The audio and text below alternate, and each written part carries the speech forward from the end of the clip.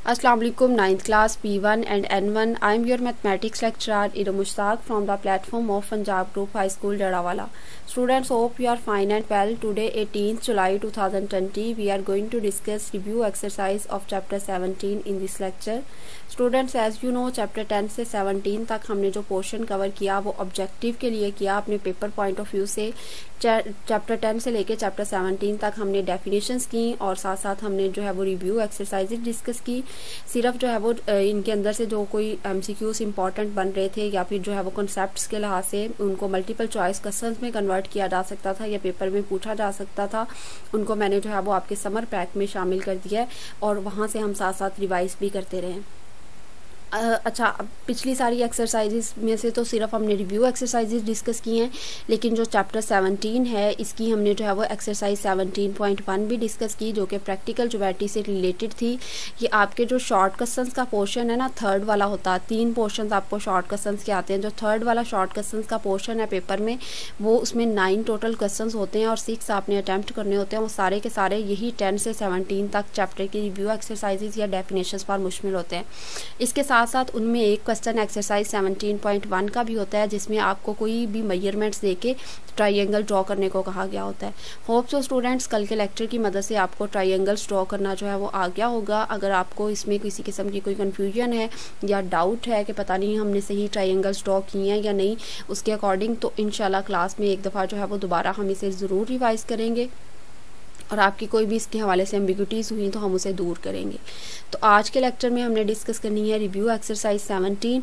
Review exercise 17 में MCQs हैं जो कि एज इट इज़ हमारे पेपर का हिस्सा होते हैं और उसके साथ साथ फिल इन द ब्लैंक्स है। फिल इन द ब्लैंक्स हमारे पेपर का हिस्सा तो नहीं होती, तो फिर हम इसे क्यों पढ़ रहे हैं बेटे? इसी के जो कॉन्सेप्ट्स होते हैं उनको MCQs की फॉर्म में आपके पेपर में पूछा जा सकता है। तो आपने फिल इन द ब्लैंक्स की हर एक लाइन को बहुत ध्यान से समझना है और उसके साथ साथ जो है वो आपने उसको याद भी करना है कि वो मल्टीपल चॉइस क्वेश्चन के तौर पर या शॉर्ट क्वेश्चन के तौर पर इवन आपके पेपर में पूछा जा सकता है उसमें से क्वेश्चन।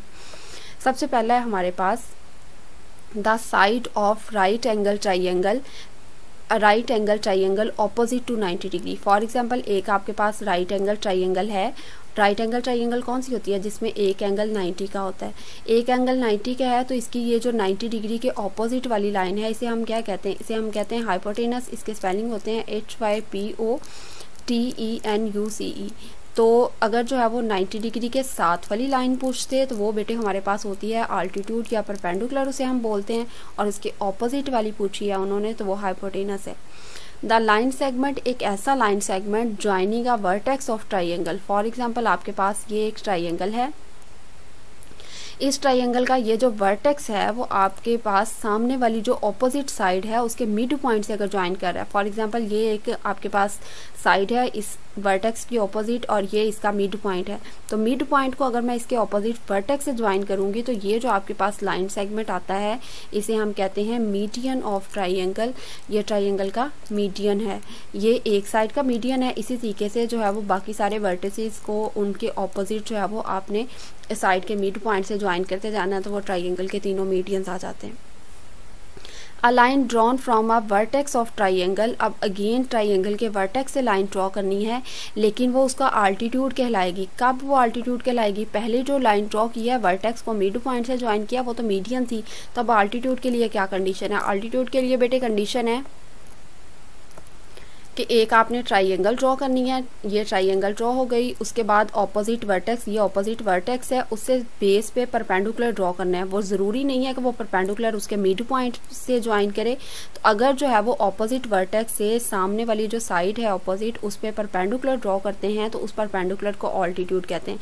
तो यही पूछ रहे हैं कि ऑल्टीट्यूड जो है वो कब होता है? तो जब वो लाइन सेगमेंट जो आपने ड्रॉ की है लाइन वो उस वर्टेक्स से जो है वो उस ऑपोजिट साइड पे परपेंडिकुलर हो। तो यहाँ पे थर्ड वाले में राइट ऑप्शन आ जाना है परपेंडिकुलर, और परपेंडिकुलर का मतलब आपको पता है बेटे 90 डिग्री को शो करता है। ये परपेंडिकुलर का वर्ड, राइट का वर्ड या फिर 90 डिग्री का एंगल, ये सारी जो है वो एक ही बात है। नेक्स्ट आपके पास है फोर्थ वाला, the bisectors of 3 angles of triangle. For example आपके पास एक ट्राइंगल है, इसके 3 एंगल्स होते हैं, ये पहला एंगल है, इस एंगल का बाइसेक्टर यानी इसको 2 हिस्सों में करने वाली रे। उसके बाद ये दूसरा एंगल है, तो एक ऐसी रे जो इस एंगल को 2 हिस्सों में कर रही है, और फिर ये जो तीसरा है आपके पास, तीसरा एंगल, इसका जो है वो 2 हिस्से कर देने हैं आपने। तो ये ट्राइंगल के जो एंगल्स के बाइसेक्टर हैं, तीनों एंगल्स के बाइसेक्टर हैं, वो ट्राइंगल के अंदर किसी एक पॉइंट पे मिले हैं। अगर जो है वो 2 या 2 से बल्कि 3 या 3 से ज़्यादा लाइंस किसी एक ही पॉइंट पे मिलती हैं, तो उन पॉइंट्स को जो है वो हम पॉइंट ऑफ कंकरेंसी का नाम देते हैं, और उन लाइंस को हम कहते हैं कंकरेंट लाइंस। तो यहाँ पे जो है वो कंकरेंट लाइंस कौन सी हैं जी? राइट, वो जो बाइसेक्टर्स हैं एंगल्स के, तो बाइसेक्टर्स एंगल्स के किसी एक पॉइंट पे मिल रहे हैं, उसको कंकरेंट कहते हैं। कंकरेंट वर्ड का मतलब होता है पासिंग थ्रू सेम पॉइंट, या हम नुक्ता कहते हैं इसे उर्दू में। द पॉइंट ऑफ कंकरेंसी, वो point of concurrency of right bisectors of 3 sides of triangle are dash from its vertices. आपने एक जो है वो ट्राइंगल ड्रॉ की, और उस ट्राइंगल के आपने राइट बाइसेक्टर लिए। राइट बाइसेक्टर बेटे हम थ्योरम नंबर 1 और 2 में इसको डिटेल से डिस्कस कर चुके हैं। राइट बाइसेक्टर का मतलब होता है एक ऐसी लाइन जो है किसी लाइन सेगमेंट के मिड से भी गुजरे, और उसके साथ जो है वो 90 का एंगल भी बनाए। इस तरीके से इसके साथ भी 90 का एंगल बनाने वाली, उसके मिड से गुजरने वाली लाइन ड्रॉ करनी है, और इस तरह से भी 90 का एंगल बनाने वाली, और इसके साथ इस साइड के साथ 90 का एंगल बनाने वाली, और मिड पॉइंट से गुजरने वाली लाइन ड्रॉ करनी है। ये तीनों जो है वो जिस पॉइंट पे मिलेंगे उन्हें कहते हैं पॉइंट ऑफ कंकरेंसी। जहाँ पे कंकरेंट लाइंस आपस में मिलती हैं उन्हें पॉइंट ऑफ कंकरेंसी का नाम दिया जाता है उस पॉइंट को। तो जो राइट बाइसेक्टर हुए यानी कि 90 डिग्री और साथ में बाइसेक्शनिंग भी करने वाले जो लाइन सेगमेंट्स होते हैं, वो जिस पॉइंट पे ट्राइंगल के अंदर मिलते हैं, वो पॉइंट जो है वो तीनों वर्टिसेस यानी तीनों कोनों से एक जितने फासले पे होता है। तो इसका राइट ऑप्शन आ जाएगा इक्वी डिस्टेंट। इक्वी डिस्टेंट का मतलब होता है एक जैसा फासला। वो जो सेंटर में पॉइंट आया है, तीनों के बाइसेक्टर ड्रॉ करने से जो तीनों एक पॉइंट पे मिले हैं, वो पॉइंट जो उसके तीनों कॉर्नर्स है ट्राइंगल के, उन सबसे एक जितने फासले पे होगा। वर्टिसेस कहते हैं कॉर्नर्स को, और पॉइंट ऑफ कंकरेंसी ये जो कॉमन पॉइंट आया है तीनों इन लाइंस का। 2 और more triangles are said to be similar. 2 या 2 से ज़्यादा ट्राइंगल सिमिलर होती हैं if they are equiangular, अगर उनका एंगल तो एक जैसा होता है। Measure of their corresponding sides, और जो उनकी कॉरस्पॉन्डिंग साइड्स होती हैं। फॉर एग्जांपल 2 अलग-अलग ट्राइंगल्स हैं आपके पास। सिमिलर ट्राइंगल की डेफिनेशन रिवाइज कर लेनी है आपने चैप्टर 14 में, कि similar triangles are of same size same shape but different size. तो शेप एक जैसी होती है, इसका मतलब है कि एंगल्स एक जैसे होंगे, लेकिन उनकी कॉरस्पॉन्डिंग साइड जो है वो एक जैसी नहीं होती, बल्कि एक दूसरे के लिहाज से प्रोपोर्शनल में होती हैं। तो प्रोपोर्शनल के स्पेलिंग आपके पास PROPOR और प्रोपोर्शनल, इसका मतलब होता है तनासुब में होती हैं, या तो उसके साथ जो है वो कुछ बड़ी होंगी या छोटी होंगी, यानी उसके साथ कंपैरिजन जब हम करेंगे तो दोनों में सेम कंपैरिजन पाया जाएगा। नेक्स्ट है आपके पास the altitudes of right triangle. Right triangle कौन सी ट्राइंगल होती है? ऐसी ट्राइंगल जिसमें एक एंगल 90 का पाया जाता है उसे राइट ट्राइंगल कहते हैं। और आल्टीट्यूड्स क्या होते हैं? एक जो है वो वर्टेक्स से उसके ऑपोजिट साइड पे जो परपेंडिकुलर ड्रॉ किया जाता है उसे हम आल्टीट्यूड कहते हैं। तो आपने जो राइट ट्राइंगल है उसके तीनों जो है वो साइड जो आपके पास परपेंडिकुलर है, हाइपोटेनस है और बेस है, उसकी तीनों साइड्स के आपने आल्टीट्यूड ड्रॉ करने हैं। आल्टीट्यूड ड्रॉ करने के बाद वो जिस पॉइंट पे मिलते हैं वो कौन सा पॉइंट होता है? वो वर्टेक्स होता है ट्राइंगल का, वर्टेक्स ऑफ राइट एंगल, वो राइट एंगल का वर्टेक्स होता है। तो यहाँ पे सही ऑप्शन इसका जो है वो आ जाएगा वर्टेक्स। ज़रूरी नहीं है कि वो आपको एमसीक्यूज़ में सिर्फ यही वर्टेक्स वाले वर्ड का एमसीक्यूज़ पूछे, यहाँ से भी किसी का पूछ सकते हैं। इस पूरी जो है वो फिल इन द ब्लैंक्स में बहुत ज़्यादा कॉन्सेप्ट्स थे, और सारे के सारे वो कॉन्सेप्ट्स थे जो आप चैप्टर 10 से 17 तक जो है बेटे डिस्कस कर चुके हैं। तो आपने इस एक्सरसाइज को बहुत डिटेल से, जैसे मैंने आपको सॉल्व करवाया, ऐसे ही हार्ड वर्ड का आपको मतलब पता होना चाहिए और पूरी की पूरी लाइन का कॉन्सेप्ट पता होना चाहिए, ताकि ये शॉर्ट क्वेश्चंस में पूछे जाएँ आपसे या लॉन्ग क्वेश्चंस में आप इसको सॉल्व कर सको। नेक्स्ट हमारे पास हैं जी मल्टीपल चॉइस क्वेश्चंस। तो मल्टीपल चॉइस क्वेश्चंस को हम बारी बारी डिस्कस करेंगे। सबसे पहले है हमारे पास the triangle having 2 sides congruent. एक ऐसी ट्राइंगल जिसकी 2 साइड्स कॉन्ग्रुएंट होती हैं उसे हम क्या कहते हैं? तो जिसकी 2 साइड्स कॉन्ग्रुएंट, कॉन्ग्रुएंट का मतलब होता है of same size same shape. तो आइसोस्केलस ट्राइंगल वो ट्राइंगल होती है जिसकी 2 साइड्स की मेजरमेंट एक जैसी होती है और थर्ड साइड की मेजरमेंट डिफरेंट होती है। क्वाड्रिलेटरल, क्वाड्रिलेटरल का मतलब है अब closed figure having 4 non collinear points, ठीक है, जो 4 नॉन कोलिनियर पॉइंट से मिलके बनी है। Having each angle equal to 90 degree, और उसका साथ साथ हर एक एंगल 90 डिग्री का भी हो। तो जो 90 डिग्री का भी हर एक एंगल होता है वो दो जो है वो हमारे पास शेप्स हैं, एक रेक्टेंगल की है और एक स्क्वायर की है। तो जो रेक्टेंगल है वो ऑप्शन में गिवन है, स्क्वायर नहीं गिवन, तो इसका मतलब है कि आपने जो बेस्ट ऑप्शन है उन्हीं में से चूज़ करना है, तो रेक्टेंगल। नेक्स्ट हमारे पास थर्ड ऑप्शन है the right bisectors of 3 sides of triangle. जो ट्राइंगल की तीनों साइड्स होती हैं, जब आप उसके राइट बाइसेक्टर लेते हो, राइट बाइसेक्टर से मुराद कि आप जैसे आपका चैप्टर 12 का थ्योरम थर्ड था कि आपने जो है वो ये एक साइड है, इसका राइट बाइसेक्टर लेने का मतलब है कि इसके मिड से भी लाइन गुजरे और उसके साथ 90 का एंगल भी बनाए। फिर इस तरह इसका राइट बाइसेक्टर लेना है, उसके साथ 90 का एंगल भी बनना चाहिए और मिड से भी गुजरे। इसी तरीके से तीसरी में से तो इसका साथ 90 का एंगल भी बने और इस लाइन से उसके मिड से भी गुजरे, यानी उसके हाफ भी करे। तो वो ट्राइंगल के अंदर तीनों किसी एक पॉइंट पे मिलती हैं, उस पॉइंट को जो है वो फिर पॉइंट ऑफ कंकरेंसी का नाम देते हैं। और ये तीनों जो राइट बाइसेक्टर्स आपने ड्रॉ किए होते हैं उनको हम कहते हैं कि वो कंकरेंट हैं, यानी हम नुक्ता हैं किसी एक पॉइंट पे मिल रहे हैं। नेक्स्ट है आपके पास the dash altitudes of an isosceles triangle are congruent. Isosceles triangle बेटे वो ट्राइंगल होती है जिसकी 2 साइड्स की मेजरमेंट एक जैसी होती है और जो थर्ड साइड है उसकी मेजरमेंट डिफरेंट होती है। तो जब इसकी 2 साइड्स एक जैसी हैं तो इसका मतलब है कि उन्हीं 2 साइड्स के जो आल्टीट्यूड्स होंगे वो भी एक जैसे होंगे, तो 2 आल्टीट्यूड्स उसके जो है वो कॉन्ग्रेंट होते हैं। अब यहाँ पे इस बात का ध्यान ज़रूर रखना है कि कहाँ पे कॉन्ग्रेंट का वर्ड यूज़ हुआ है, कहाँ पे कंकरेंट का। मैं बार बार इनमें डिफरेंस बता रही हूँ आपको कि कॉन्ग्रेंट लफ्ज़ का मतलब होता है of same size same shape और कंकरेंट वर्ड का मतलब होता है पासिंग थ्रू सेम पॉइंट्स, यानी 3 या 3 से ज़्यादा लाइंस जो एक ही नुक्ते से गुजर रही हैं उन्हें हम कंकरेंट कहते हैं।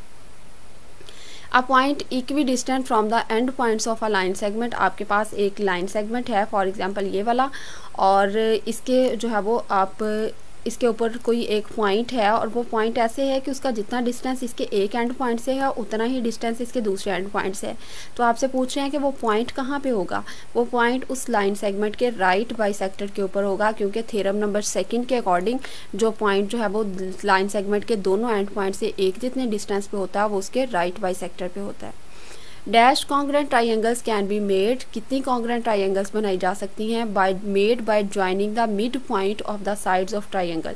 फॉर एग्जांपल बेटे ये आपके पास एक ट्राइंगल है, आपने इनके तीनों के जो है वो मिड पॉइंट ले लिए, ये इस साइड का मिड पॉइंट, ये इस साइड का मिड पॉइंट और ये इस साइड का मिड पॉइंट। अब इनके मिड पॉइंट्स को ज्वाइन कर दें कि ये मिड पॉइंट्स को मैंने ज्वाइन कर दिया। अब देखिए इसमें से कितनी ट्राइंगल्स बन गई। ये एक ट्राइंगल है सबसे ऊपर वाली, ये वाला इतना, ये दूसरी ट्राइंगल है, ये तीसरी ट्राइंगल है और ये चौथी ट्राइंगल है।